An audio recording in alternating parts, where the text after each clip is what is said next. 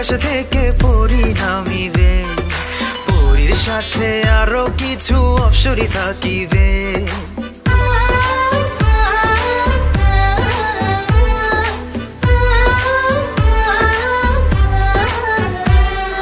বিয়ের দিনে আকাশ থেকে পরি নামিবে, পরীর সাথে আরো কিছু